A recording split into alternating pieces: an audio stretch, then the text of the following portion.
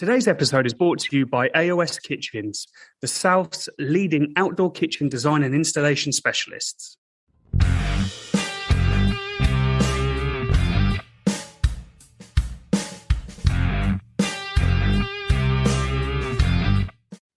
Hello and welcome to another episode of the Meet and Greet Barbecue podcast. Owen and I are delighted and excited today to introduce this guest. So much personality and passion in there. Christian really needs no introduction. So here is DJ Barbecue. DJ Barbecue, welcome to the podcast. We're very, very excited to have you here. Been following you for a very long time. Please introduce yourself. I'm pretty sure most of our listeners know who you are, but do give yourself an intro.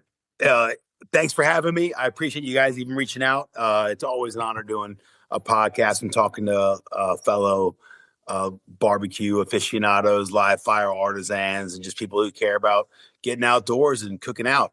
My name is Christian Stevenson, a.k.a. DJ Barbecue. And I kind of launched DJ Barbecue in 2012. Luckily for me, I got I was founded by Jamie Oliver's people, which kind of helped me really push the brand on YouTube with his channel. And then, I just kind of bought a food truck or built a food truck, bought some smokers, kind of tweaked them, put them on trailers and started hitting the festival circuit. And now I catertain for a living. And we wrote a bunch of books. And we just want to empower people to get outdoors and have a good time and cook out. That's what we do. We want people to cook deliciousness because I think it's an empowering thing. The quickest way to someone's heart is through their stomach and their ears. Most definitely. So, 2012. So, already been doing DJ, under the DJ Barbecue brand for a long, long time. So where did you go from that kind of initial concept, as you said, working, kind of with the Jamie Oliver brand to, I'm just going to go buy a food truck, buy a load of smokers and off I go? Well, in the concept, so I've always cooked barbecue and I've always DJ'd. So I cooked barbecue from the age of 6 because my parents, my mom was the disco queen of the East Coast. So she was at Studio 54 partying it up with like Andy Warhol and Grace Jones. My dad was a naval man. He was the officer and the gentleman, and he was stationed down in Virginia Beach, and the local beauty pageant winner fell for the officer and the gentleman. And my dad won me in a landmark court case in the 70s, and he knew barbecue because he grew up in Iowa, Midwest, and his dad cooked barbecue. He taught my dad how to cook barbecue, and then from the age of 6, I was cooking barbecue. And so it was always there, and I've always been DJing. I think I started DJing since 18, university, college, parties, and then went to radio. And then I just did a lot of like festivals. And I was at a festival called Loch Ness on the banks of Rock Ness on the banks of Loch Ness. And I was headlining, and my buddy, who's the Prodigy's DJ, Toby Milage, was opening for me. And he headlined on the Friday. We swapped headline sets. And I was like, I don't want to follow Toby. He's too good. Anyway, I was able to pull off a good set on the Saturday, but everybody started taking their clothes off on the Saturday night. And I was like 15 deep out of the tent, and everybody's like going for it. It's heaving, and everybody just starts chucking their clothes off. And I'm looking at this crowd. I'm like, what am I going to do when I turn 40? What am I going to do when I turn 50? And that's when I came up with the concept of DJ Barbecue. I figured I could make a destination because I've been doing all the festivals and I was doing destination stuff, but for brands and sound systems. And I was like, I'll give them a reason to stay. They might come for the music and stay for the food, or they might come for the, vice versa. So that's kind of how DJ Barbecue was born, because I've always enjoyed DJing and catertaining. I love to throw a party, and that's what we do now. And we've been doing, and I was building like the areas at festivals. We were like, gazebos, wood frames, corrugated iron, kind of like the juke joints in the South. We were kind of having those built. But it was always like a day build and a day to take it all down. And I was like, okay, I need to get this quicker. And I need hot water. It got kind of a lot easier. And that's when I was at a festival for Renault cars, and Jamie had did a deal with them where they built Jamie Oliver 2 food trucks, and Jamie couldn't go to everything, so they would send me off to like, hey, represent Jamie Oliver, and I'm like, okay, that's cool. So I'm there doing some demos with his food truck, and it's got all the branding on it, Jamie Oliver Food Tube, Renault. And this guy taps me on the shoulder. I'm about to get some food. I'm actually ordering barbecue from like it's a Renault summer picnic. Yeah. And this guy taps me on the shoulder. He had a North American accent. He's like, so what do you think about the food truck over there? I was like, it's great. We're mobile. We can clean really easy. It's amazing to have hot water. But I said, don't tell anybody from Renault, but I'm gonna steal it when I'm done today. I think I said ticket, and then I go, I'm gonna steal it, but don't tell anybody. And I knew he was Renault. And he's like, well, don't steal it. I'll build you one. And I go, what do you mean, build me one? And he's like, I'm Ken Ramirez, CEO of Renault Europe. And he shook my hand, and within a year, he built me a food truck. Wow. Oh, wow. And that kind of, I was like, that's a big help. Because, it's really, barbecue's hard. Barbecue's a hard thing to do. And it's fun, but it's like, it's a long process and it's expensive. So any little help you can get, I'll take it.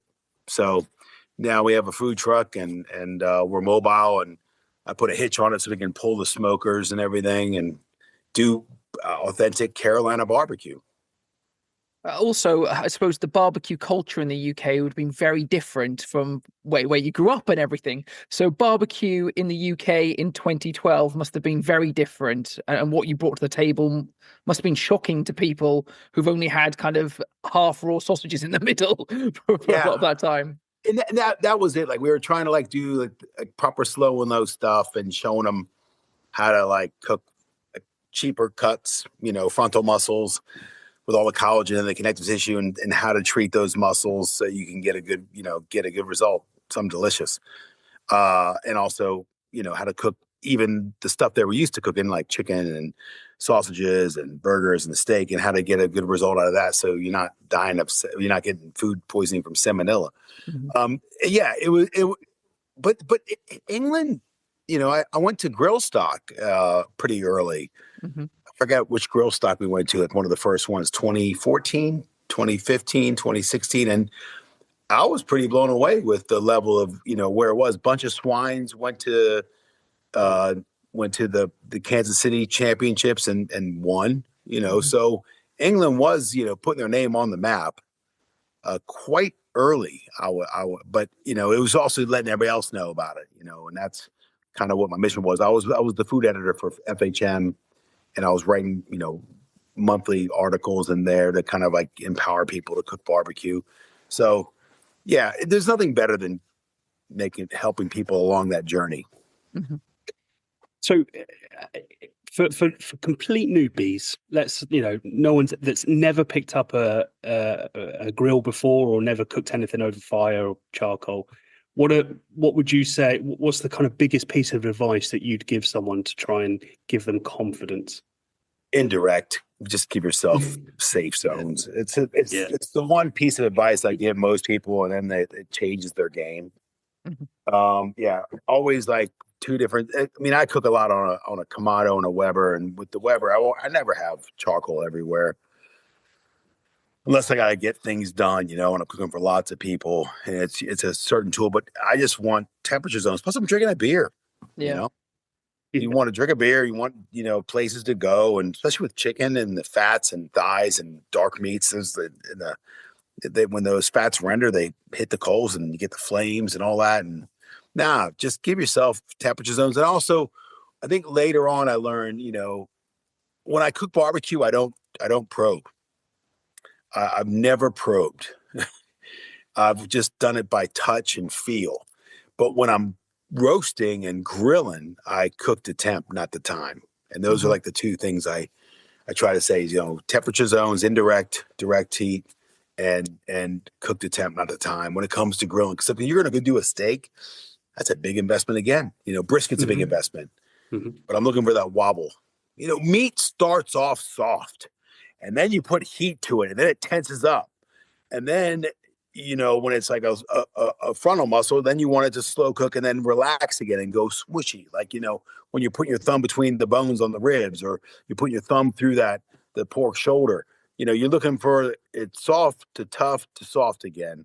And if you do it wrong, it'll stay tough. And that's where you don't want it to go. But it's just trying to find that arc where you get through the meat stall and you get goods. But but always invest in a good probe. I use a Thermapen, and when I'm doing steak, I probe the crap out of it, because I used to do it all by touch and, what the steak feels like. And I still touch it. But when I want to pull it off, I want it at a certain temperature that I want to be able to let it rest so it hits where it's perfect.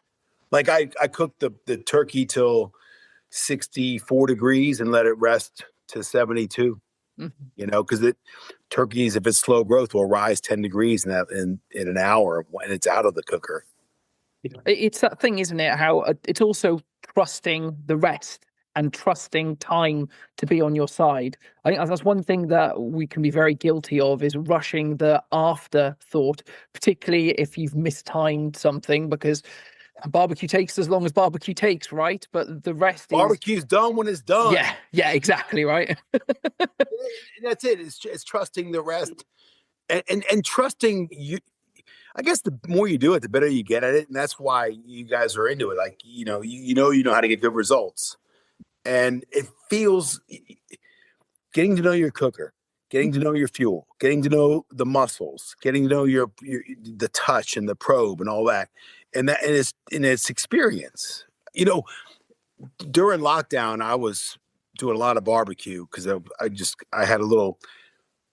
I was a solo dad raising 3 boys on my own, and I have a little backyard in Southeast London, and I have a little Romeo and Juliet balcony. There's no balcony, but there's a little rail there where I can open up doors. And I was cooking by smell and what I could hear down there. But then if I couldn't hear it, I was just smelling. I was like, oh my God, I think I'm running too hot, and I would run down and close my dampeners. But it's amazing how you get good at that. Like a lot of times my smokers, the gauges break. So we're just cooking. We're just touching the top of it. We're listening, we're smelling. It's really amazing to use those other senses to get the best results. I mean, that's definitely taking it to the next level, though, isn't it? In that most people are very much going by their temperature gauge on the grill. But it feels good when you can get there. I'm not there, so it must absolutely be. But surely that must have taken. Dude, just use that nose. I know I got a big one. But just going through that process then of being so reliant on those other senses, does that mean there has been some times when you're kind of getting used to that and not the visual of the thermometer, where it's completely not gone so well? Or I think we did for 2 summers of festival catering. We didn't have, because like my things are made in Georgia in America. My smokers, they're Langs, they're offset firebox, and I had none of the gauges worked. So we just, it was myself, Choppy, and a guy called Matt Williams, who started Oxford Charcoal and then went on to do Whittle and Flame.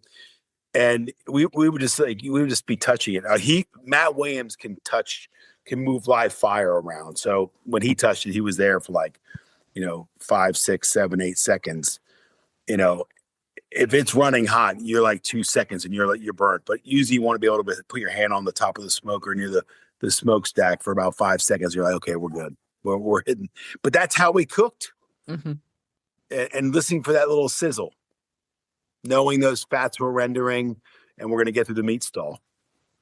It's pure intuition, then, isn't it? You've that's what you're running on. Yeah. And then I called the guy who makes them. Can I get some temperature probes? Because there's people that because I might be DJing, and we have a sound system and a stage right next to the cookers and the food truck. So I got to do other stuff. So I got some probes that worked, some temperature gauges. We had one smoker. I've sold it to Big Grill in Dublin that had, I think, 6 probes on it. It was 108 inches long. Lang. Is that male inches or actual inches? Yeah, 108 inches long.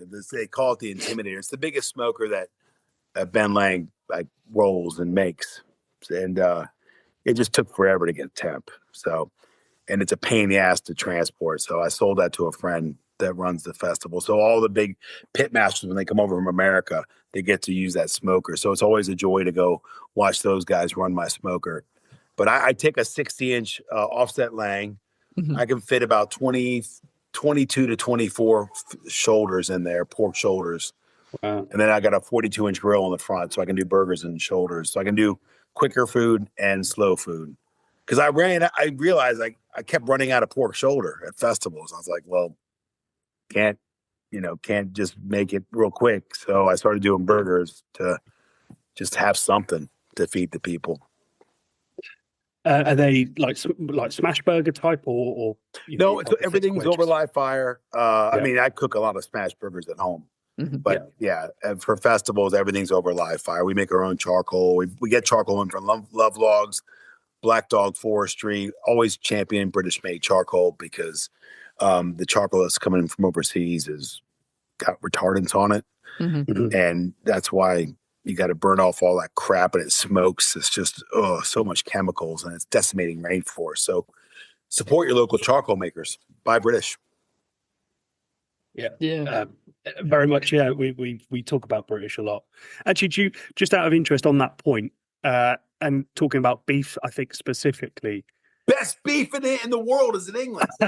Okay, yeah. So because I think there's obviously the conversation around brisket, right? And obviously we're typically beef here is grass fed, it's leaner as opposed to a grain fed. I just wonder what your thoughts are, where you've obviously been both sides of the pond, what your preference would be. I love a British brisket. I love it if I can get a good fatty one. Yeah. So we get a Black Angus Hereford crossbreed that works for us from Walter Rose and Sons. And I know Smokestack now are pretty much 100% British. That restaurant, and that's good to hear.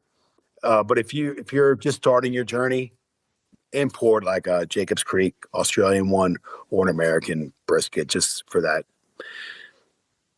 goof proofing. Yeah, Owen and I have talked about that before. If I have people coming over, I am much more likely to do that because I know the one time I get it wrong is when I'm cooking for people. Whereas if I'm cooking for family, then I want that extra depth that you get from a good British piece, particularly, if it's aged, grass-fed. There's so much that you can get from that. Ex-dairy cows as well, You want that dynamic flavor. That's why British beef's the best in the world, because it's all grass-fed. You guys are a very lucky nation to have such wonderful beef. That's why I came here 32 years ago and never left. Chasing the beef. Chasing the beef. got a tattoo to my right butt cheek. And then the word anal with a question mark on my left butt cheek. I'm just kidding. My buddy is in the metal band. He's got that tattoo. And then a tick just on the lower back. I love comedy tattoos. Maybe it wasn't comedy. Anyway, I digress. So, obviously, like you said, we see your name, and we've seen you at various festivals, and I saw you were doing some bits at Pub in the Park. Was the most recent festival that I went to a few months ago. Like, you must be one of the busiest men. Mixed grill sword, I think. If you were there a couple months ago, like we cooked everything from a mixed grill, but the whole part of the animal and put it on a sword, because that was Choppy's idea. Because we did burger sword sorry to interrupt you, but we did burger. We toured burger sword for a while. I kept calling Choppy, who I write the books with, and who's my partner in crime, godfather of my child, one of my best friends in the world. And I always say, we should do a recipe from one of the books and push the book. And he's like, burger sword. I go, burger sword is not a recipe. It's not even in any of the books. He's like, but that's what the crowd wants. Because we would cook 20 burgers in 10 minutes and put them on a sword. And then we run around the crowd and hand burgers off a sword. They taste better. And kids love it, Yeah, I love the joy of that as well. How can we make this better? Sword. Yeah. Can we have a roll bazooka to load it up as well? Choppy does medieval battle reenactment, so he's got an authentic sword that he had handcrafted. Like Choppy's crazy. It's heavy. Like Choppy, basically, when we're doing like a demo, Choppy's, performing for the crowd, singing, he's doing musical medleys, and he's holding a sword whilst I'm cooking a leg of lamb, 3 ribeyes, a whole, like a big, thick gammon steak, a bunch of eggs, everything you can imagine on a mixed grill, a full chicken. Like at first I was taking apart all the animals so I can get them done, but Choppy's like, no, they need to be whole. I go, it's gonna take a while to do a leg of lamb, and he's like, I know, but it'll look better. And he was right. So the first time I did it, I took apart the chicken, I butterflied the lamb, so it was all a bit quicker to cook, and I can get it on a sword. But then I started cooking like hours in advance with everything else, and just made sure it was all kind of like done and on the home stretch before we finished the demo, and just put it on a sword for him. So Owen, you saw. If you were, and park, you got to witness. So I was at the St Albans one, and again, just obviously the crowds absolutely love it. They love it. It's pure entertainment, and then they get to eat it. Exactly. I suppose where does the you've been doing it for a long time now, and just in the way that you talk, still very, very much passionate. We can hear the passion in your voice. What continues to drive you in terms of barbecue and doing things like that, live demos? That's a good question. What drives me? 4 children to pay for a really expensive divorce. No, there's a joy in, you guys cook barbecue. Mm-hmm. There's a joy in feeding people good food. Yeah. Mm-hmm. And I know we add more with the entertainment, the stages, the music, we've added pyro, smoke machines, bubble machines. We do a lot more, and the outfits. But there's a joy in giving people good food, and I like cooking for I want a footfall of 30, 40,000 people. I want that footfall, and so I can just feed them all. If they're hungry, I'll feed them. And then I love cooking for family and friends, and feeding a dozen, 20 people, whoever come over, and everybody's always looking at me like, don't you get stressed? And I go, God, no. There's there might be some little moments where you're trying to get your timings right, but for the most part, I'm in my zone when I'm in the kitchen or I'm outdoors cooking. I had a Kamado Joe, 2 Webers going, the stovetop, and I was even using the oven, which we just fixed because the oven broke as soon as we moved into this house in Nottingham. So it's been really fun working off just outdoor cookers for since I moved in March. And I did get the missus an air fryer just for ease. So yeah, basically a Kamado and a Weber and an air fryer have been our cookers. Are you talking about the original kettle or maybe the big ranch one? The Weber, the 57. I have a ranch, but it's in the basement. I haven't built it yet. We use the big one at festivals for our buns. The problem with those, they get hot. Yeah. And I'm just burning arm hair, so I can only put a fire on one corner. Because those things hold a lot of fuel.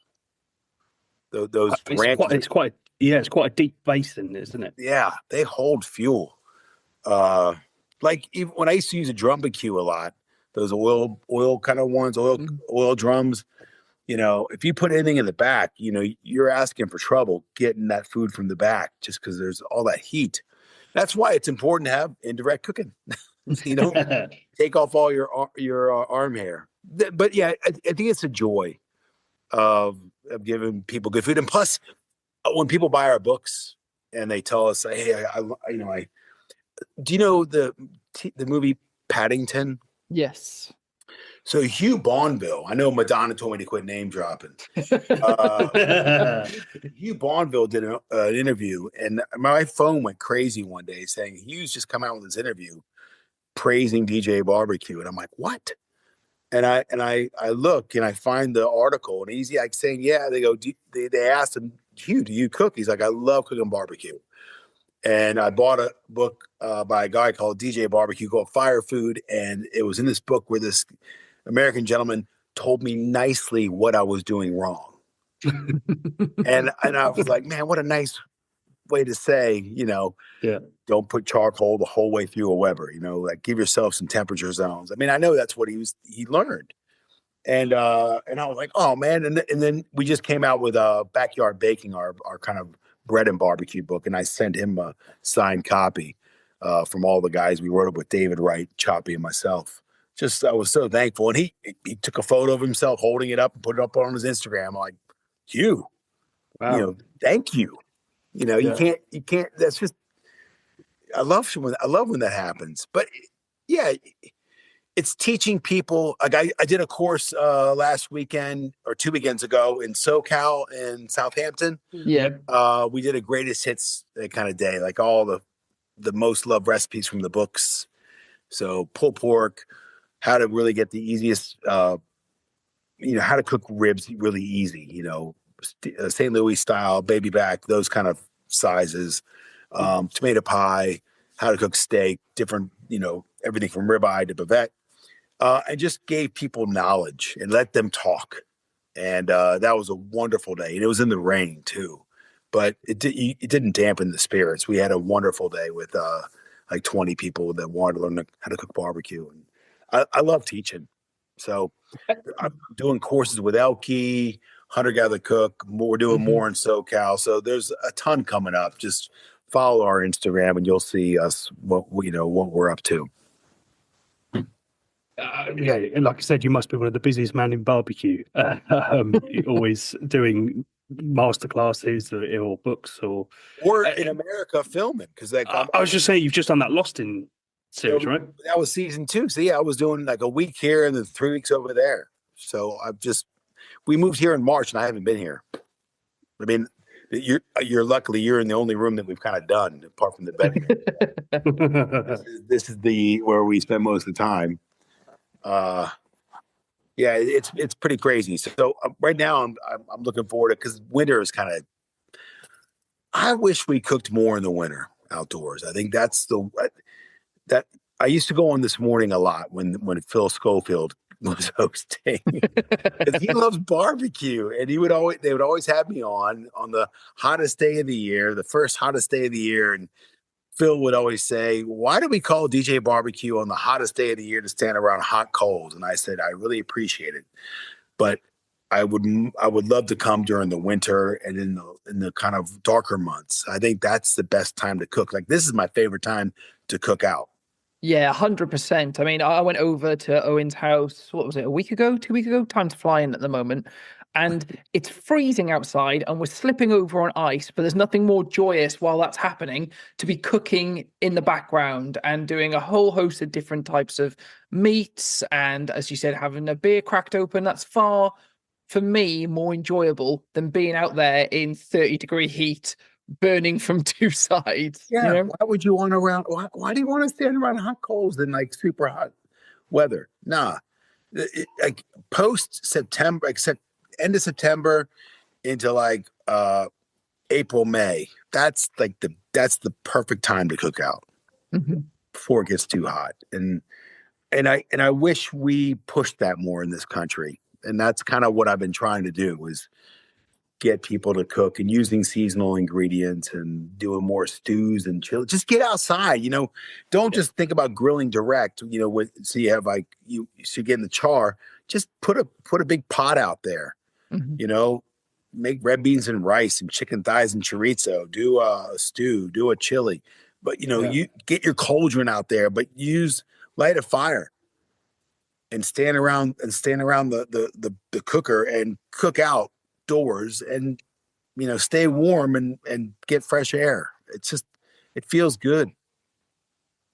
I mean, yeah, we obviously agree massively that 365 barbecue, as far as I'm concerned, but it is amazing still. And when we just talk to people at work or friends and family, and they're just like, "What?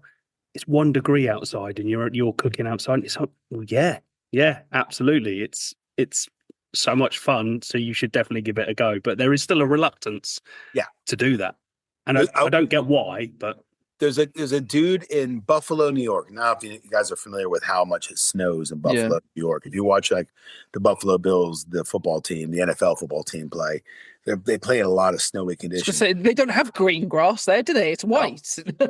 It's just there's the guy called Ryan Gonzalez. He was born in Kerala in India, and age 16 he moved to Dallas, and he does this Texas brisket biryani, his grandma's biryani with his brisket, and it's called Southern Junction. And I went and visited him and did some filming with him when I was doing some filming with Ardbeg Whiskey, doing some ambassador work for them, and it was one of the best things I've ever tasted. But he had a smoker, and the firebox was the biggest firebox I've ever seen. It was about the size of that TV. Oh, wow. But it was insulated. Because I go, wait, you've insulated your firebox? So there's walls and walls, and then the fire. He's like, well, yeah, I cook in like 3-4 feet of snow. I have to dig out my firebox just to get a fire going in there, and so I'm not battling cold. So he had a custom built with an insulation on the firebox. Wow. I suppose that helps maintain the heat as well, doesn't it? Yeah. I mean, my Lang's rolled 1/4-inch steel, so it purrs, Yeah. And that's why people are like, what do I buy as my first cooker? And they want to get like a cheap offset, and they buy like the Landmans or whatever those things are from Costco, and they break, but it's a good, I guess, entry point cooker. But that's why the ceramics are so good, because they're efficient. You don't have to keep re-adding fuel, and they just purr. That's what you want. You want a cooker that purrs. We've talked a lot about kind of the different opportunities of types of grills you've been able to cook on over the years, and smokers and everything. Do you have a next toy in mind that you're hoping to get to cook on or do something different with? That's a great question, my friend. My next toy, because they are playful, right? That's what you know where I really want to go is I want to play more with pizza. Yeah, so I'm looking at more, and I've gone through a couple, ovens that way, like like kind of Gosney type cookers, and I have a little one, the Rock Box, in the backyard.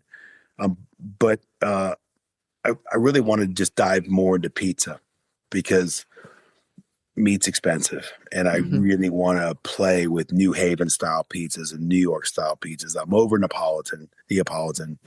I don't want to chew on dough for a week, but I want to be able to play with the ovens that will get me that. So I think the kit I'm looking at right now are pizza ovens, and that kind of that kind of kit. But yeah, I always say have a Weber as your first cooker, a Weber 57 Master Touch. That's your first cooker you should always have, because it's accessible, it's affordable. I know Broil King out of Canada, which is a family-run operation, they're doing a kettle soon, and they're doing like a smoker, like a pellet / I think gas, like hybrid, that they're working on. I'm looking forward to checking that out. My KJ has been my go-to for the last couple of years. I'm loving my KJ, my Kamado Joe.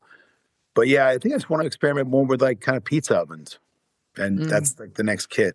Because I've got the Langs. I've got 3 Langs, a 108, a 60, and a 36. So I've played with them.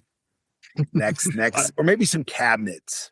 I did build an offset smoker that I turned into a lightsaber. Oh wow! If you want to see a pretty crazy build, that's on YouTube. Lightsaber smoker with DJ Barbecue. It's proper. If you're listening, pause, go look that up, and then come back. Yeah, that's what I'm gonna do after this. Yeah, stay here. But when you're done, go look up lightsaber. Use the pork. Yeah. By the way, when I first started describing the kind of indirect method, I called it the Death Star technique. So charcoal on both sides, like in the Weber, and then no charcoal in the middle. That's how I put like a chicken in there, or like a lamb, your big cuts, but over indirect heat. But it's kind of how in Star Wars: A New Hope, when Felicity Jones in Rogue One gets the plans to blow up the Death Star. She passes away. She dies to get those plans so we can blow up the Death Star. And that's how I would set up my grill. So charcoal here, nothing here. And that's where Luke Skywalker goes with the X-Wing. Yeah. The guys yelling, stay on target. And so like, is the temperature dial then like the amount of distance you've got until you have to shoot. And that when you get to the Master Jedi level, you take it off because you can tell by the Take it smell off. and the feel. That's it. That's where I'm trying to get to. Use the Force, Luke. You get rid of it. You get rid of all the tech, and you send us 2 shots down the exhaust and blow up the Death Star, and then you eventually, because all Luke's trying to do in that movie is get the girl. Yeah. Kiss the girl who ends up being his sister. It's a whole movie based on incest. Yeah. I mean, there's been worse movies made. So well, luckily, Han Solo moves in and they make Kylo Ren and they make a bigger Death Star out of a planet, and history repeats. That's Star Wars. Sorry for the spoiler, folks. Yeah, I was just getting to watch them. 60s. Oh, sorry, Owen. Sorry, Owen. What I would love to Can I show you my favorite book that I found in a charity shop? Yeah, go on. Show us. Okay. It's from 1938. I found this in Bumpstead, Woolwich. Can you imagine that you got your first electric or cooker, because everything was live fire. Yeah. Your hearths, with hooks, everything was barbecue. Everything was live fire. 1938. Wow. And this just tells you what to do with the refrigerator, with the cooker, with all these appliances that are pretty, back in 1938, it's a big deal. Mm. So, but of course, back then they'd have like 3 or 4 recipes on a page. They assume you know how to do everything. Grapefruit cocktail, gooseberry cocktail, melon cocktail, cream of lentils or dried peas, cream of celery, and there's still 2 more recipes on that one page. It's just crazy. Wow. So this is one of my favorite books. I try to reenact some of these recipes, but I bring them back outdoors. Yeah. But apparently Elizabeth Craig was the Dawn. Like, she was the Delia Smith back in the 30s and 40s. Wow. It's finding something like that is real kind of food history, and to see it going back outdoors is very full circle, which is great. That feels like you have just pitched a TV show through the podcast, right? Yeah. Well, we there's a lardy cake in there that we took it back outdoors and we did for backyard baking, and it's one of the most gorgeous things. I think Dave Wright. So Choppy and I teamed up with a 2017 Baker of the Year, David Wright, 3rd generation baker out of Woodbridge. Very close to me. Very close to me. I'm Ipswich based. Yeah. So, okay. Yes. Yeah. Familiar with Woodbridge. Yes. Also the birthplace of Voldemort. Yeah, well, we win some, they win some, they lose some, Well, I was trying to get my kids. We were going to open up a restaurant there, a barbecue pizza place, in his family's old bakery. And I was like trying to tell my kids, okay, I know you guys have been living in London, you got your friends here, but we're thinking about moving to Woodbridge. And they're like, Woodbridge? And then I was like, it's the birthplace of Voldemort. And then they're like, oh, okay, now we're interested. It's got a lovely national trust. Yeah. Son. The way to a good table. I wish I took better care of it because I left it in my basement. Oh, look at her. Look at her. What do I do with this thing? But the thing is, so back then they were used to fires. Yeah. And then they're trying to bring it indoors. We've been going on gas for like 100 and, just over 100 years. Like, really, everything was fire. And now we're trying to, you guys and myself, we're teaching everybody, we're promoting people to get back out there and cook with fire. But back then they brought it indoors. That hearth was everything. That thing was huge. That's where everything happened. It's interesting though, isn't it? Because some of the brands have actually done electric style barbecues. Is it Weber Lumin? And I think Uni did an electric pizza oven that could be done indoors. Well, look at Blackstone. Yeah. I mean, they've just joined forces with Weber. I mean, they're now the same company, and they've revolutionized the outdoor cooking. But it's a griddle, it's a plancha. It's a big flat cooker, which is great. I held off getting one for ages, and I love mine. Good. I've got a monolith Kamado, which I do a lot of cooking on, but I love being able to sear stuff on there. I love to be able to do kind of breakfasts on there, like pancakes on a Sunday for the kids and Perfect. stuff. It's having two very different cooking or barbecuing toys makes it feel that much more versatile. Nothing compared to kind of Owen's army of barbecues. What that do he you got, has. Owen? What have I got? So I've got a 57, Weber 57. I've got a Broil King keg. Nice. You like it? I do, yeah. So I won it through SoCal There you go. years and years ago, about 5-6 years ago. So it's just like a Kamado, isn't it? But just a cast iron version instead of ceramic. Okay. So it's quite good. I've got a Weber 57 Smoky Mountain. Nice. I've got a Della Vita wood-fired pizza oven. I've got an Uni wood-fired pizza oven. Wow. I've just bought a Somerset grill, so the Asado. Yeah. Which is really cool. Very Where good do you fun. live? Just a normal house in Essex, just outside. Like near Colchester. Yeah, The oldest founded town in England. absolutely. You weren't ready for the American to come up with that fact, were you? I was not. No. Dropping the Caledonian facts. Yeah. Roman built. Yeah. It is. I married and divorced an Essex girl from Colchester. Okay. Yeah. So just outside. I've also got a Blackstone. Nice. And like a master built, the portable, on the trolley that you can take with you. The cabinet kind of style. No, it's literally it's like a fold down. So it's a portable grill. Okay. So it runs on it's got like an air throw with batteries or you can plug it in. But you can take it camping and things like that. Oh, nice. And then like a cheap version of a Smoky Joe, the little Weber thing. A little rectangle thing. Yeah, kind of. Yeah. Quite a few. Wow. Owen's rocking. Yeah, he is. My last house in London, I think I had about 12 cookers in the backyard, but I've been renting for like 10 years after the divorce. So I kind of lost a lot of cookers from my divorce. I mean, I had a beautiful Italian like one of those clay kind of like, pizza ovens. Jamie Oliver hooked me up with. I mean, it was stupid money, and he like gifted it to me.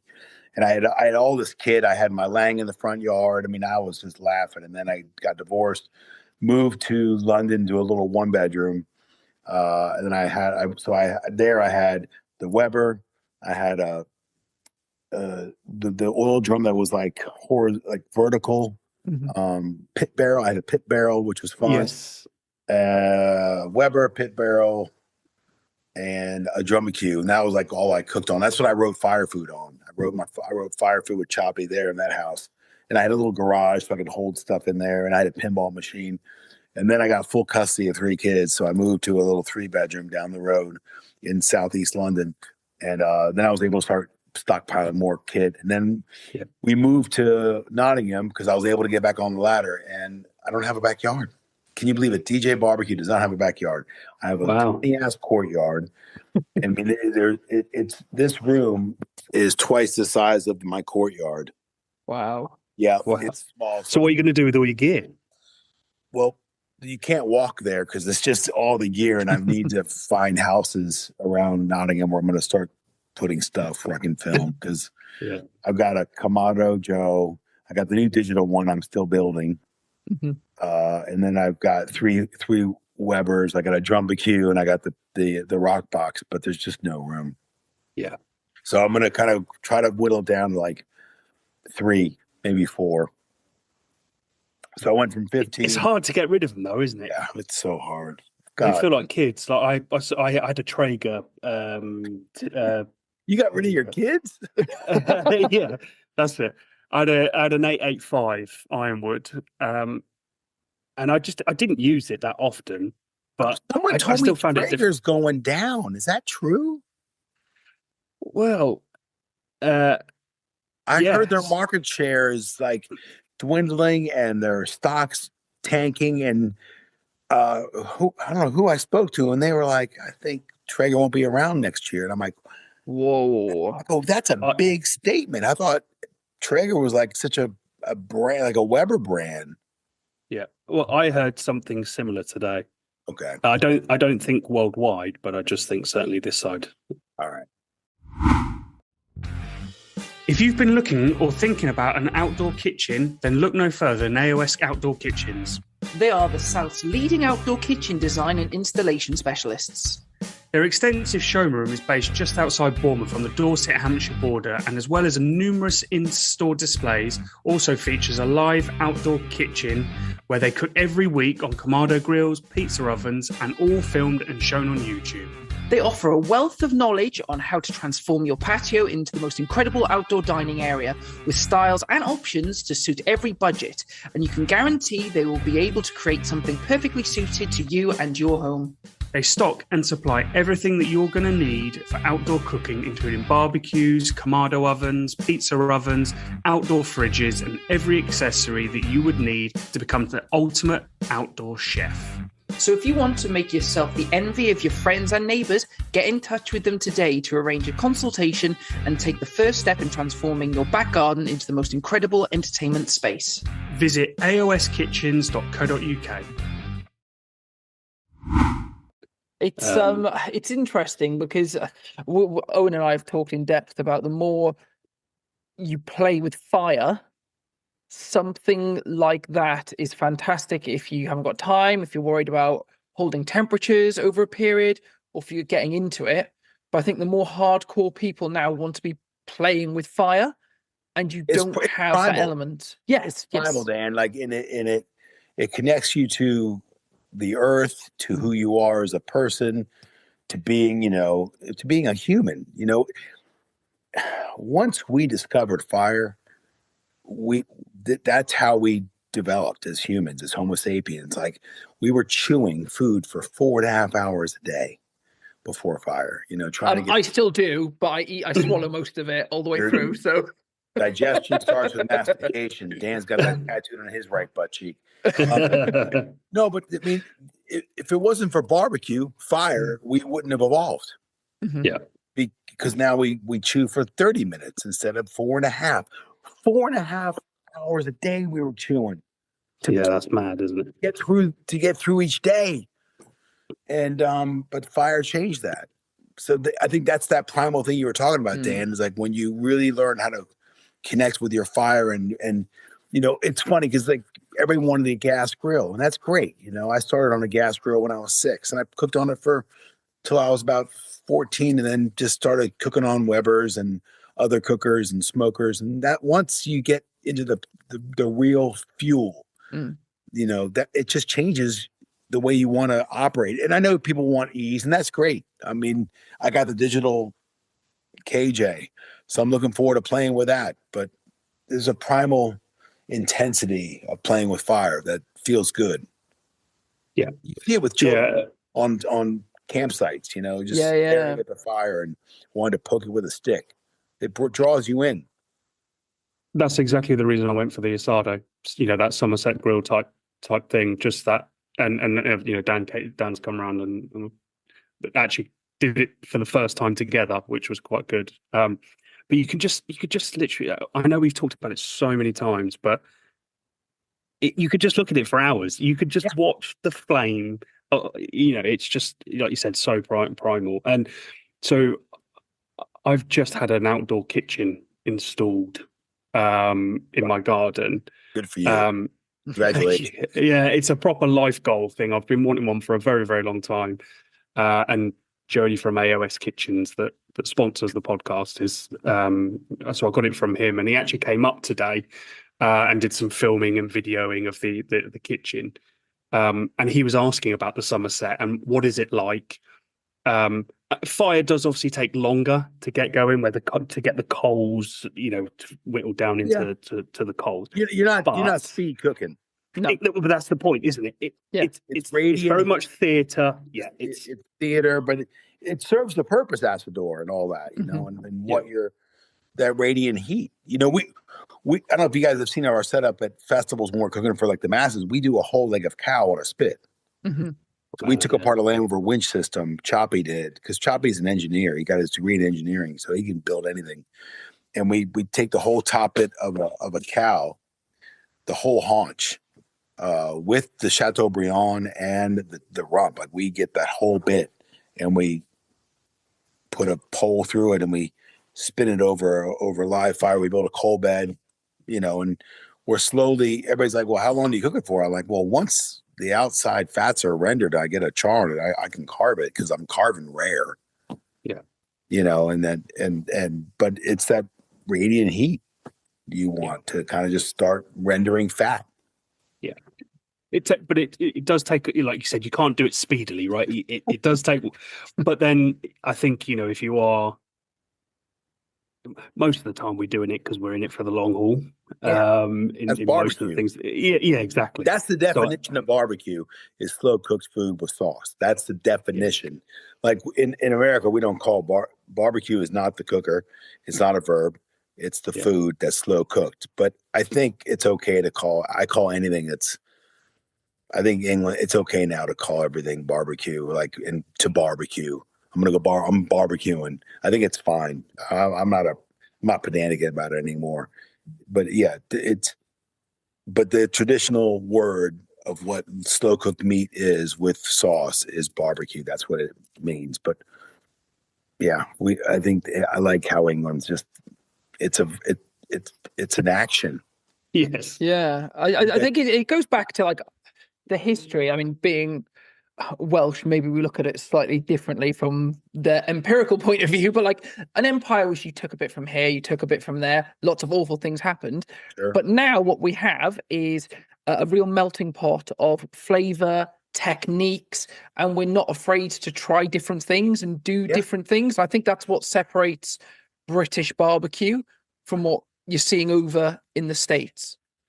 I think England is one of the best places in the world to cook barbecue because of all the influences. And I think it's a melting pot of cultures. And I honestly believe London's in the top 5 for best food in the world. And I've walked this earth. I've been everywhere. And I think it's one of the, England's great for food. Everybody kind of disses English food. But, England's is an immigrant. It's made of immigrants. And immigrants bring delicious food and cooking techniques, because no one invented barbecue. Barbecue was invented when people wanted to evolve, and that was with fire. So we were asked, so it's similar. So we recently, it was actually quite weird, us being on the other foot and being interviewed quite recently, but we were interviewed by the Barbecue Radio Network in the States. And he asked us how to describe British barbecue, and it was I think we almost use the term like fusion. Like it's not which just is a naughty word, isn't it? But it's a good word to describe. How else? Yeah, exactly, because we're not just amalgamation.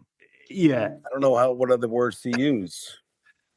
But why has fusion become such a dirty word? I don't know. Because in the 80s, they ruined it when they were talking about, Japanese, Italian fusion. By the way, if you go to Porto, there's so many Japanese, Italian restaurants, like together, that are part of the same thing. You're like, what? But it's just those cultures come together and they open a restaurant. So you can get pasta and sushi. I think that there's a lot of I want to say this right. There's a lot of snobbiness around tradition. Yes, and I think but it's also important to get the basics right. But but what you can always strive for improvement, right? So how do you strive for improvement without fusing things together? I don't know. Well, I mean that's why I like England. I ain't leaving. You guys are great. Everybody talks funny over here. We do like talking silly. No, you have funny accents, man. You go to everybody's got a funny accent. No, but I think, and people are willing to learn, and you guys are. I think I find it a really good community. Like Country Wood Smoke, that forum, great community. What Marcus has built over there. Everybody wants to kind of lift each other up, and encourage people. I don't really find a whole lot of like nitpicking, and don't find it too I don't really find it too clicky over here. In America, there's very regional barbecue, but here I'm up for everything. Mhm. I want to learn Northern Alabama white sauce. I want to learn about dry rubs from Memphis. I want to learn about Carolina mustard-based sauces in this region. I want to learn about outside brown in the Piedmont region. I want to learn about vinegar-based sauces. And that's so everybody's just up for it, and that's a good positive thing. Yeah, it's quite. So we've interviewed a few people from America, and actually, so we've just recently released an episode from a lady called Sarah, who's got a huge offset smoke, and she does a lot of she basically cooks at a weekend and does everything meal prep, but it's all kind of. She was like, "I'm from South Louisiana. It's all Cajun style, and Wow. and that's what they do." And then we've Tina Cannon that won the first series of that barbecue showdown episode, TV. So it's Georgia. This is the type of stuff that we do. Yeah. Shotgun barbecue also on that show. He was like, this is the type of style, and it doesn't seem to be that like you said, it's that regional style. It's not the blend, the fusion. But you're seeing that in restaurants in America. Yeah. You'll see most places have a white sauce. Have an Alabama white sauce. You'll see, and over here, I think when you have a barbecue place that's traditional American style, they'll have every sauce. Red Dog would do that. All those kind of early barbecue shops, places would champion a lot of the regions. If you ever guys get a chance to go to Memphis, I went to one of the oldest barbecue joints there is, and that's Rendezvous. They cook baby back ribs in an hour. Wow. They're in a basement, and they're in a cabinet, and there's 18 inches between. It's a charcoal. They're like Kingsford charcoals. 18 inches above that is the rail, and they put the baby backs here, bone side down, no seasoning. Interesting. 45 minutes, flip it for the last 15, mop it with like a vinegar mop. They wouldn't tell me what's in it. I'm pretty sure it was kind of vinegar based. Crack. Just vinegar-based crack water. Just on there. It's crack, mop sauce. And then they pull them out after an hour. And then they hit them up with the rub, which is they're Greek immigrants, but the father trained in Louisiana. So he's got Cajun meets Greek herbs, and that's the dry rub, and that's their signature rib. And it's delicious. Yeah. I've not heard anyone doing it that sort of way. You hear about like 3-2-1. You talk about people having it on for ages and ages and ages. There's more 2-2-1 than 3-2-1 because they're not as big as the American stupid ribs. But just 2-2-1's great. Yeah, hour rib. When a guy told me, I was like, hour? You're shitting me. And he's like, no, go talk to the pit master. He's been here 30 years and his son's over there on that pit. Go talk to Ernie and his boy. I'm like, okay. Wow. Yeah. He's like, yeah, an hour. And their slaw was a mustard slaw, and it was delicious. I always had creamy slaws or vinegar slaws, and I never had a mustard slaw, and it was so good. And I love experiencing new barbecue. Yeah, I love seeing something new. That's exciting. I think that's what's so exciting for me is learning new techniques, like Piedmont region of Carolina, outside brown. My buddy Tyson Ho, he was doing whole hog in Bushwick, New York, and there's only 11 restaurants in America doing whole hog. It's a lot of work cooking a whole hog, and if you don't do it right, it starts. There are different muscles, and it looks like potted ham if you don't hit it right. And he would sit in restaurants all around the Carolinas, and just sit there and watch what the locals order because they would order off menu. And then what they would order was called outside brown, which is the burnt ends of the pork shoulder. They want that oxidation that, the fats have rendered. And he put it on his menu in New York and Brooklyn. I go, how? You only get so much. He's like, I cut it in big slabs. And so I made more circumference area. So at SoCal, we did it. Because I showed him how I do. I prepped the shoulder but I already had one cooking all night because it takes 18 hours.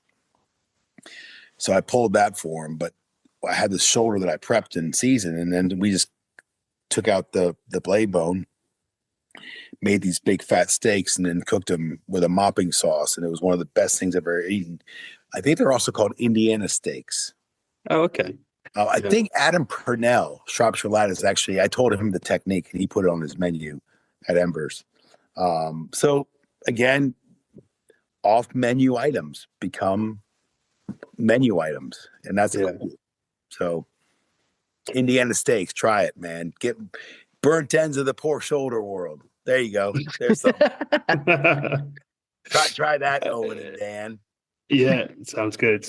So I want to change the pace a little bit and just go to for all the great food that we're talking about. One of the things that we hold very dear on the podcast is barbecue fails. We want to hear some of the things that haven't gone so well. So, have you got any stories that you can tell us about some fails? I've had, man, Jesus. I think my first event I did with shoulder, I was so excited to show everybody the smoker.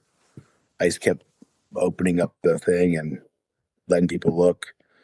And if you're looking, you ain't cooking. And I struggled. I mean, it was cooked, but I struggled to pull, and that didn't feel good. And I remember, I think one of my first briskets I did, because the KJ is still direct, even with the baffle plates. I think I might have left it there a bit long, and then it got a bit of that crunchy bottom, Yeah. And if you overdo a shoulder, man, it's just some dry ass pork. So I mean, I've had, they're few and far between these days, which feels good. But yeah, I've not cooked my barbecue right a bunch. I'm thinking epic fails. I try not to think about them too often. But yeah, there's plenty. Yeah, I think it's the first time I cooked shoulder. And I remember, or maybe my first time really doing mass briskets. I wasn't getting the briskets I needed, and a lot of times the butchers wouldn't give me the full packer. It was always a flat. And I'm like, and then I just, and people, that's why British people get upset with brisket. I'm like, because you're not getting what you need, which is that flat and that point. If you get a flat and it's rolled, this is how I tell people to fix that. Sear it, salt and pepper it, sear it, and then put it in a bath and pot roast it, or slow cook it like you would for a birria or beef stock. But yeah, I don't think you can slow cook a flat. You can slow cook I saw the guys from one of the best places in Texas, Blacks, were a big grill, and they did they took the full packer and they cut off the flat bit and just left the flat and the point so they could fit on like a Weber. Because you can actually, you can't fit a full packer on a Weber, but it's a lot of work to really do that. But yeah, that's a kind of an easier, not easier, but it's like that big. That big. But yeah, Owen, we've all fucked up, and I'm sure I'll fuck up some more. My most recent was did a curry, so did like the chicken skewers over the fire in the Kamado, and I'd watched something online, and they talked about using a Kamado like a tandoor, and actually the clay on the side, and trying to put the naans directly on that. I couldn't get that to work. That was a mess. That was a big mess, and my arms did not enjoy being that close to the heat either. No. Oh my! You try to use it as a tandoor. I'd seen stuff online talk about it, and I was like, well, I've already taken the chicken out. I've got plenty of dough. I can still do them, which I ended up doing on like a flat top, but inside over. But I was like, while I'm here, let's try it, and that was fun to clean up. I'll tell you. Wow, that's a good way of losing your arm hair. Oh, and dignity, time, teaching children swear words, that sort of thing. I've got a scar here from I was working my firebox, and I had about 22 full-size pork shoulders in there. So between like 4.5 and 6 kilos. They're big, and I'm moving them around. So the gloves are kind of, there's a lot of pork fat on them. And then I went to my firebox to fill it up. And I just kept on moving them all around and wrapping them and putting them in bed. When I say put to bed, I cook my shoulder for about 5 to 6 hours. Once I get the mahogany color, I wrap them in peach paper, and then I slow and low all night because I want to get a little bit of sleep. But I've got to fill that firebox up. And I was moving things around in the firebox, adding coals, and a bunch of hot coals flipped off some of the logs into my glove. Because the glove was wet from the pork fat, I couldn't get it off in time. So all I can feel is these coals just searing hole right here. Oh man, that hurt, and I've still got scars from it. And then I had to go to America to shoot the TV show, and I've just got scabs everywhere here. Oh god, didn't look good. The director's like, "You have to wear a long sleeve." I'm like, "It's 40 degrees out," and they go, "You have to wear a long sleeve." There's a fail for you. Yeah, it's a good lesson, though. Beast. Yeah. Yeah. Make sure you can take those gloves off. That's literally put the hairs on my back on end. There's nothing worse than that burning feeling, but to know that you're trapped with it as well. God. Yeah, that's it. You're trapped. I was like, just couldn't get it off. Oh, that was the worst. Owen, do you got a fail for us? I don't have a recent fail. Good job. You're doing good. Yeah. Yeah. Thank you. No, nothing in particular. Just some standard stuff. I cooked a couple of bits the other night. I was doing I rotisserie a turkey thigh and a whole butternut squash. And then I was doing also a bit of T-bone steak, and I was just doing a medley of things really. And I got to the point where I was really happy with these vine tomatoes that I'd grilled and mushrooms and stuff like that, and then bloody dropped them in the coals. Just, like to the point where, because of all the rotisserie and stuff, I couldn't actually reach them. So then I had to restart again with my tomatoes and veg. So that was a bit annoying. I know what you're like, though. Your brain would have gone, it's ruined. There's no point now. Borderline throwing the rotisserie away. But dirty cooking's a great way of cooking, Yeah. It is, but it was just because the rotisserie was on. I couldn't get to it in time. I'd have had to take it the whole lot apart just to get. Okay. Yeah, because everything was still going. So and I had potatoes on there. I'd have literally had to take about 10 things out. It was a bit frustrating. So I lost a few bits. Are you okay? Yeah, I don't think he is. No, I'm clearly annoyed about it, aren't I? I hadn't thought about it until you just asked, and now I've annoyed myself. Oh dear. So few fails, they make us stronger. They do, and they're generally funny. They're generally funny in some way, shape, or form.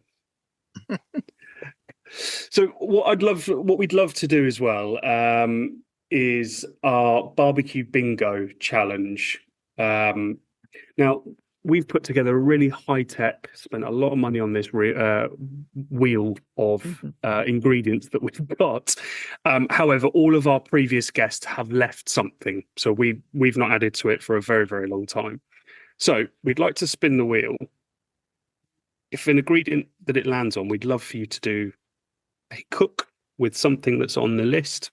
Okay. But we'd also like you to leave an ingredient for next guests. So you see the tripe up there? I had a tripe taco from Jonathan Sawyer at Meatopia one year. I hosted Meatopia for 10 years, and he made me this taco made of tripe. And I was like, I just don't really know if I really want to eat tripe. It's one of the best things I've ever eaten.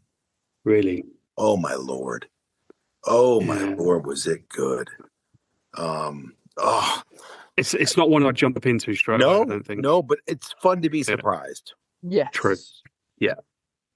Absolutely. The interesting thing for me is, so all the ingredients you're seeing have been left by other guests. Now, when we first started doing this 90 odd episodes ago, Owen and I were quite nice, and the more we've handed it over to other people, okay, don't get me wrong, scallops is nice, rabbits are interesting, frog legs is different, but you got tripe, kangaroo, things like white pudding, chicken hearts, alligator. It has kind of become its own beast in one sense, but don't feel you have to be harsh on people. You can put nice things on there as well. But there's one thing on there called My Signature Dish, which we always say to people, look, if it goes on that, what are you known for? What's your kind of signature? So from your point of view, what would be your signature dish? It's either my pulled pork sandwich, which I've served a shit ton of it. I mean, we're doing 72 to 80 a weekend. Full size pork shoulders. That's probably boring for you then. I think tomato pie. Tomato pie is a grandma dish that is really kind of we're known for. So I think that's one of my signature dishes is my tomato pie. Sounds good. Right, let's give it a spin and see what it says. Okay. People on YouTube will love this. The listeners, it's just silence. Oh, geez. Vindaloo paste. How are you with spice? I'm pretty good. I've done a lot of chili challenges, which has actually really wrecked my internal. But I mean, Vindaloo, really, the name came from the transportation of meats by the Portuguese, as they went to Goa and all these places around the world to preserve the meats in wine and bin. Yeah. Yes, there were spices there, but it wasn't meant to blow your head off. But it's kind of the Vindaloo and the fowls that have gone really hot. Vindaloo kind of the next day can mean Vindapoo or poo canum. But the original Vindaloo, it's all about preserving. Yeah. That's what barbecue is. Smoke, sugar, salt, curing, and just preserving meats. So yeah, I look forward to that. You ready for my ingredient? Yes. Please, yeah. It's just because I worked with it this weekend in 2 dishes, and it's gonna be. I'm throwing one in there, marshmallow. Marshmallow, nice. Because that it's different, right? Yeah, it's very different. And for listeners, we were talking just before we started recording, a bit behind the curtain, as it were, and you were telling us the joys about ambrosia salad. Sorry, before we started, I did Thanksgiving this weekend, and I grew up with a salad that should not have the word salad anywhere near it. But it involves like a sweet cream, like a whipped cream, like we call Cool Whip in America. It comes out of a tub. But I whipped ambrosia custard with some double cream, and then I folded some yogurt in there to kind of unsweeten it. And then it's a lot of canned fruit because grandmas in the Midwest would just serve me, canned to table kind of food. So lots of like mandarin oranges and fruit cocktails with desiccated coconut in there, and then marshmallows. You add them in near the end so they kind of keep their integrity. Do they? Is there any dignity and integrity with that? Yeah, that's an oxymoron right there, right? Jumbo shrimp. Oh, anyway, I made it, and I made 2 batches, one with marshmallows, one without. No one, hardly anybody touched it. There's still 2 bowls in my fridge. They're huge, and I just don't know what to do with them. Like, keep thinking I can make a breakfast with it or something, or add it with some granola. There's a lot of sugar there for the start of the day, to be fair. I did so they do a candied yams with marshmallows in the States. That's kind of famous. Mm-hmm. And I did a sweet potato and marshmallows. I did it 2 ways again. I did just normal ones. And then I did one with marshmallows, and they went down a storm. I was like quite surprised. So there you go. Yeah. If you're going to add any kind of brown sugar to something, maybe use the marshmallows as your sweetness. I don't really need much sweet, but it's all about balancing flavors. I love tang, I love vinegar, but also a chef told me, it's all, you got to balance things. So don't be afraid to add a little sugar every now and then. I'm like, okay. I was a bit of a pedantic for a long time. I just wanted tang. I think it's because I drink beer. And then I sort of realized, okay, I got to balance these flavors a bit more. The fats, the vinegars, the tang, the acid, and then a little bit of sweet. It works. But I mean, what is barbecue sauce?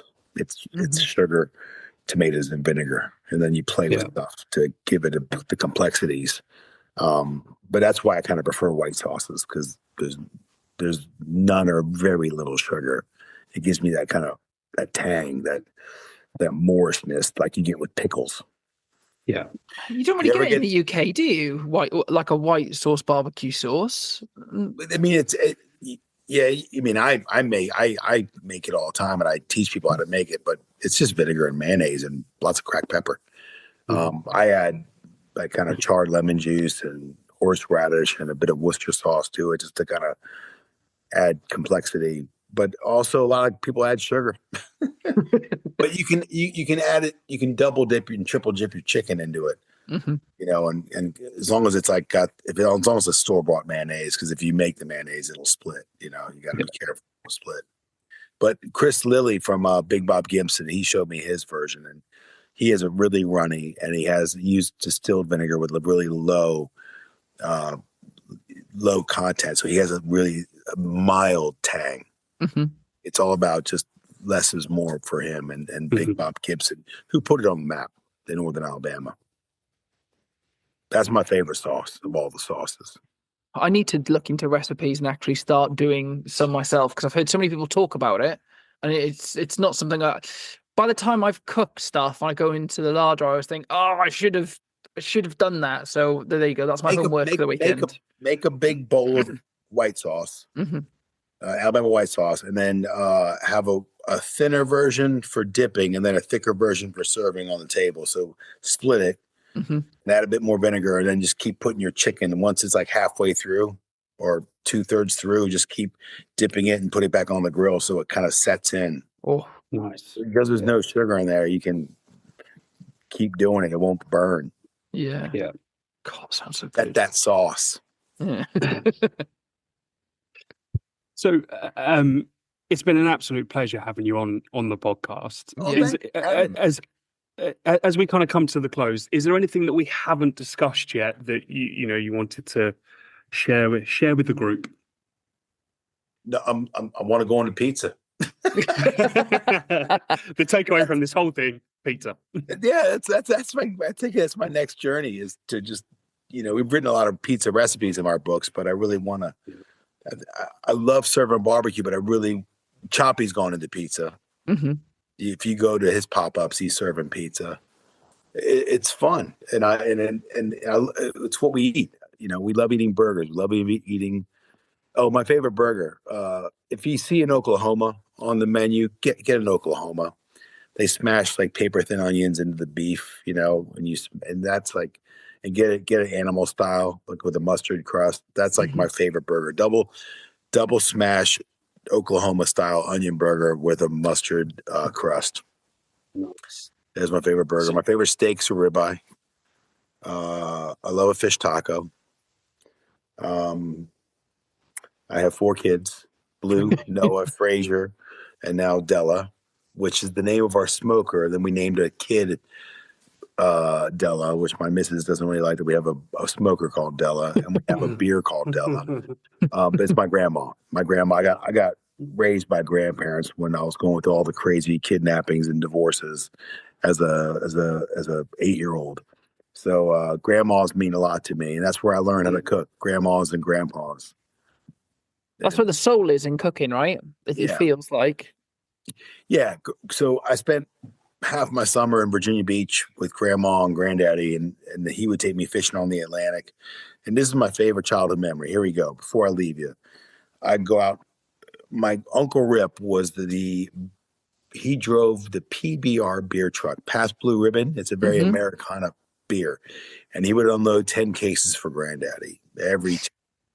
So granddaddy just had a fridge next to the washer and dryer that just was full of beer, and he just drank. So on the way to the boat, which is about a half an hour drive, he'd kill 2 or 3 cans. And he'd have a can outside of grandma's house with a pull tab. And then he'd pull over on the highway and he'd give me the keys and say, he'd go through every kid's name in the family before he got to mine. He'd get through a couple of dogs' names before he said it. He'd go, Real, which is his son, and Pam, which is my mom, Beth, Tiffany, Rambler, Spanky, Punch. And then he would just say, Chief, why don't you go on back at Granddaddy Barrett? And I run down the car, Buick, open it up, and he's missing fingers because he got drunk and the fan belt broke on the boat, and he went to grab it. He ripped his fingers off. The guy's just Blimey. drill sergeant in the Army, gnarly.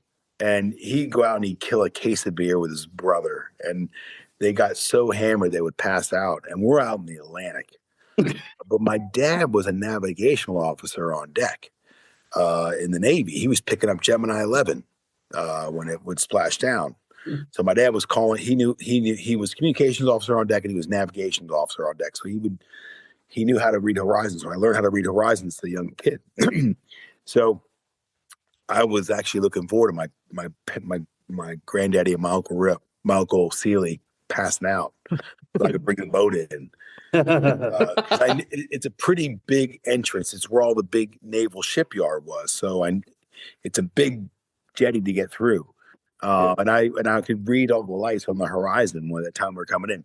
So we would get in, he would dock it because he wouldn't let me dock it. He'd always come to from his drunken stupor. And then we would then clean fish for hours. So we'd come in with 150, 175 fish we would catch because this is the Atlantic in the 70s. And he would cut the head off, and then I would slice the right here on the fish, and I pull all the guts out, and we put them in these tumble dryer things that would descale them. And then Grandma would save all the plastic bags for the bread, and we would just fill everything with like 3 or 4 fish, tie it up, and put it in an igloo cooler on ice. And he'd fill 2 of them. And on the way home, we would stop off at everybody's houses, like all the friends and family, drop off fresh fish. And they would give us the bounty from their backyard: fruit, veg, bread they baked. Maybe they got some meat. They butchered a pig. And we would come home with all this stuff that we kind of just gave people stuff because we had a bounty of fish. And that way of living was one of my favorite memories of childhood, was just, and then coming home and having a fish fry. And that's how we ate it. We didn't grill it. Grandma would roll it in cornmeal and cook it in lard in this big cast iron skillet with spoon bread, all these kind of Southern dishes. And to me, that was like my favorite memory of food as a child. Yeah. And that's community at its heart as well. Yeah. It's just community. It's family. It's community. It's fishing. Yeah. So I'll leave you with that little story because that's one of my favorites growing up. I appreciate it. Look, I said it's been an absolute pleasure. We've been so excited to have you on, and no doubt we'll bump into you again next year into the festival season. Well, next time you come to the festival, come and hang out, and I'll feed you. Oh, done. There you go. It's a contract signed. Thanks for the invite. Thanks for the chat. I appreciate it. We'll let you know when it comes out. Yeah, cool. Thanks so much, Christian. Cheers. No worries. Thanks, Dan. Thanks, Owen. See you later. Cheers. Cheers. Bye. That's it for another episode of the Meet and Greet Barbecue podcast. Wow, what an episode. So great to speak to Christian, DJ Barbecue. No doubt most of you have seen him at some festival, or you've read his book, or you've tried his rubs, or you've watched him on YouTube. Truly a fountain of knowledge. Really great to have him on. As ever, we want to hear from you. Do please reach out on our social channels. And until next time, keep on grilling.